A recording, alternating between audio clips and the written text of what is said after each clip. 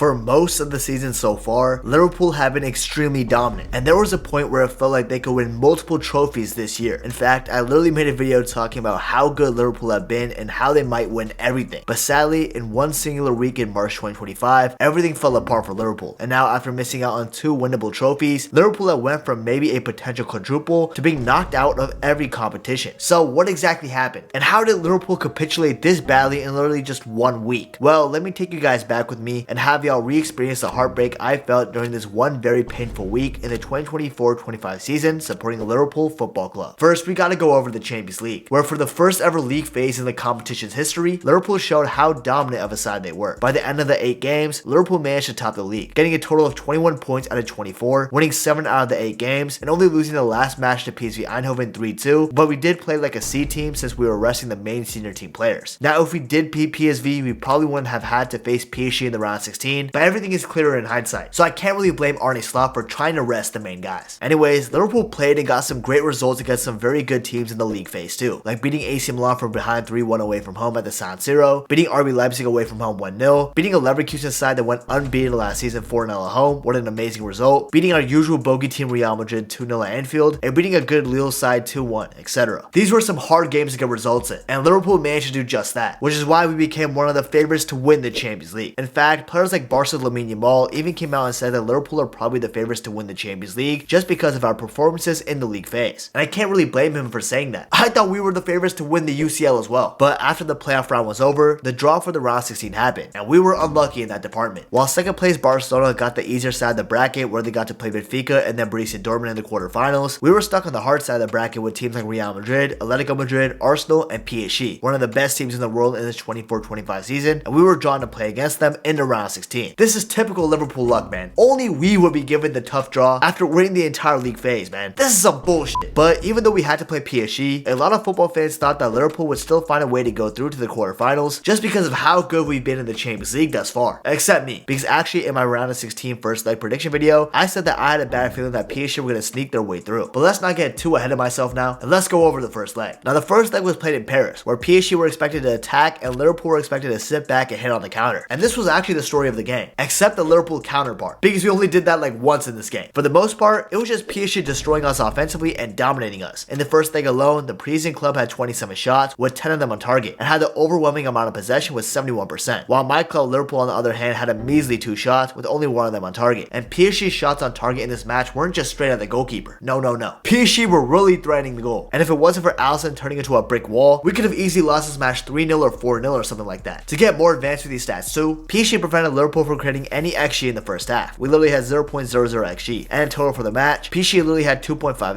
XG, while we only created 0.25. And Alisson Becker prevented 2.47 goals against PSG based on XG on target. That's my keeper, man. And like I said, if Alisson didn't turn into a brick wall and saved us, we would have gotten cooked. VAR also saved us too once, with the machine counting out PSG's only goal of the match, which was from Kvaratskhelia, who to be fair scored a great golazo to put PSG ahead, but with his heel being offside, the goal was ruled out. Unlucky on PSG's part, but other than VAR for this incident, everything else was an Alisson masterclass. In the 23rd minute, Alisson saved a pretty fast long shot from Hakimi. He would then do the same thing against Kvaratskhelia in the 29th minute. Then he would save a great one-on-one chance from Dembele in the 30th minute. After that, he would save a deflected shot from Kvaratskhelia in the 37th minute. What a strong hand from Alisson there for real. He would then save another shot from Kvaratskhelia in the 54th minute from his free kick. He would then save another Kvara shot in the 56th minute. Then he would have a great stop against Doué in the 80th minute. And then he would save a shot/cross attempt from Dembele in the 84th minute. In total, Alisson saved 9 shots in the first leg against PSG. And as y'all saw, some of those shots had a great chance of going to the back of the net. And PSG weren't just doing well offensively, but they were doing great defensively too, because Liverpool thus far haven't had a sniff of their goal, and Nuno Mendes was locking Salah up. But after Salah was taken off for Harvey Elliott in the 86th minute, the fortunes changed for Liverpool. And 1 minute later, Darwin Núñez would have some great hold up play for once, and would then feed the ball off perfectly to Harvey Elliott, who would somehow get the better of Donnarumma with the shot power and score in the 87th minute in Liverpool's first shot on target to give the Reds a very surprising 1-0 lead in Paris. And this lead would eventually hold throughout the entire 90. When this happened, I was shocked, because winning 1-0 after getting destroyed on the field was an unexpected and amazing result away from home. I'll take that all day. And it felt like Liverpool were going to go to the quarterfinals and easily win the second leg at home. It generally felt like we could beat anybody, and it felt like we were going to add our 7th Champions League title to our trophy cabinet. In fact, I was so confident that in my second leg round of 16 prediction video, I turned the script around saying that Liverpool would beat PSG and go through. And after the game, I would bring up how this comeback time from Luis Enrique and Vitinha was going to go horribly wrong for them. But Jinx Buto striked again, and the second leg leg did not go our way at all. The return fixture at Anfield started well for us too, and we were getting the better chances in the beginning. The sad thing is though, is that we failed to score and make this domination count. Instead, in the 12th minute, PSG would pounce on the counterattack, and after Konate tried to save the cross from Barcola, it rebounded to a good position for Dembele to score, which is exactly what he did, and the tie between the two sides was evened out. Now for the remainder of the match, both teams would create good opportunities for themselves, with Trent hitting the post on one occasion, and even his substitute, Kwanzaa, even headering the ball onto the post too. But PSG would also get good chances, and if we look at the stats, they had the better chances at Anfield with 8 shots on target compared to Liverpool's 3, even though both teams had almost the same number of chances, with PSG having 21 and Liverpool having 19 shots. Eventually, these two juggernauts could not be separated in both normal and extra time, and the game had to be taken to a penalty shootout. And of course, my club Liverpool's luck is so bad that even though we had the home advantage, we would lose on both coin flips, and PSG would take the penalties near their fans while also starting the shootout first, which is an apparent advantage according to the statistics. For the moment that happened, I should have known that we were screwed. But anyways, Vitinha would bury his penalty into the back of the net. It almost got saved, but it was well placed. Mo Salah would then bury his penalty too, but Donnarumma played it smart by staying in the middle, which although he conceded the first penalty, it would prevent the other Liverpool penalty kick takers from kicking it down the middle, since he showed that he's not afraid of standing there. And this would play well into Donnarumma's hands. There's a reason why he carried Italy to the Euro Championship in the final against England. Anyways, Gonçalo Ramos would slam his penalty in, while Darwin Nunez, I mean come on, we all knew he was gonna miss. It's Darwizzy, and that's what he did. Then Ousmane Dembele would trick Alisson by taking the penalty with his supposedly weaker right foot and scoring, and Curtis Jones, the Scouser, gets his penalty saved by Donnarumma. Eventually, Desire Doué would put the game away with his penalty, and PSG would progress to the quarterfinals after winning 4-1 on penalties. And just like that, the table toppers in the Champions League new league phase, the favorites to win the competition, and the team who remarkably won in the first leg away from home, lost at Anfield and got knocked out of the Champions League. This really could have been the year where we got our 7th Champions League trophy, but man, it just wasn't meant to be. And seeing Salah cry after going out, man, this might actually be his last season with Liverpool, you know. But enough with the soppy, sappy crying stuff. We've got a final to prepare for. That's right, although we just got knocked out of the Champions League, we had to play the Carabao Cup final in 5 days time. A cup competition in Liverpool is usually a match made in heaven. In the last 3 cup finals we played in, we beat Chelsea every single time and won 1 FA Cup and 2 Carabao Cups. And even going back in history, I mean come on, Stevie G striking as West Ham to help us win the FA Cup in 2006, or beating Cardiff City in the League Cup final in 2012. These cups are our bread and butter. Plus, Liverpool have won the most EFL League Cups too. This just added more fuel to the fire that we were massive favorites to win the Carabao Cup this time around too. And to add on to this, we were playing Newcastle United in the final. Now don't get me wrong, ever since the Magpies got that Saudi money coming in, they've become a really good side, signing great players like Anthony Gordon, Bruno Guimaraes, Sandro Tonali, Alexander Isak, etc. But even then, Newcastle haven't won a trophy in like 70 years, and Liverpool were playing in their favorite competition. Surely we were gonna win our first trophy of the 24-25 season during this weekend, right? Right? Well, no, because instead we might have had the worst performance in a final that I've ever seen. Sure, we might have had most of the possession in the game with 66%, but we only managed to get 2 shots on target from a total of 7 shots, while Newcastle on the other hand has 6 shots on target, which is triple to what we had from a total of 17 shots, 10 more than what we had. Seeing Liverpool not being dominant in a final had me starstruck in a bad way. I mean, this is the same team where 3 years ago we were dominating Real Madrid in a Champions League final by a long shot. I mean, we lost, but at least our performance was still good. But in the final against Newcastle, nah, we performed terribly. From the jump in the first half too, Newcastle were having the more opportunities. Tonali had a decent shot in the 23rd minute, Dan Burn almost assisted Guimaraes from his headed opportunity in the 26th minute, Isak having a good header in the box in the 34th minute, Dan Burn having another header opportunity in the 35th minute from a corner. Like bro, why is the dude who's like 6'7" being marked by McAllister who's like 5'8"? That's a mismatch. And then right before halftime too, of course it had to be Dan Burn who got away from McAllister and scored from a corner to put Newcastle up 1-0 right in the 45th minute. Unbelievable, man. You just knew that the corner marking was gonna cost us. And it did! Why didn't we change this marking around, bro? Why is Mackham marking Dan Burn, bro? What the fuck? Then in the second half, although Liverpool would perform better, Newcastle were still the better side, and it seemed like they scored the second in the 51st minute thanks to Isak, but the goal was ruled offside. Sadly for my Reds though, it didn't even matter, because literally 1 minute later, Murphy dunks over Robertson and heads the ball to Isak's path, who unleashed a powerful shot into the back of the net to give Newcastle a 2-0 lead. Isak, man, this guy is too good. What is he doing playing for Newcastle, bro? Yo, Isak, come to the Reds. I know you want to. Anyways, Liverpool was starting to gain more chances to get back into the game, but Newcastle were still the better side, somehow getting the better chances than us, despite protecting the lead and just hitting us on the counterattack. Eventually though, with the appearance of Federico Chiesa, who came on after not playing for like 5 weeks, he looked like our best attacking player on the day. This guy needs to play more for us for real. And eventually in injury time of the 90, Chiesa would score a goal to bring the game back within 1. But sadly, even with Chiesa giving us a lifeline, it wouldn't do much. And eventually, Liverpool would lose the Carabao Cup final, our bread and butter, 2-1 in Newcastle United, who won their first trophy in 70 years, while Liverpool got knocked out of 2 competitions within 1 week, bringing me flashbacks of the original worst week of my life back in the 21-22 season where we lost the Premier League and the Champions League title all within 1 week too. Pain, man, pain. How do we basically repeat the same week again? I know Liverpool haters were eating good during this 1 week of March 2025. That must have been a generational hate watch, man. I can't even be mad. And to see my club fade away like this where we were so close to winning multiple trophies in the campaign after a couple years just hurts to see. We can't even win the FA Cup either, by the way, because we got knocked out by Plymouth Argyle. Are you being serious right now? Boy, ain't no way, boy.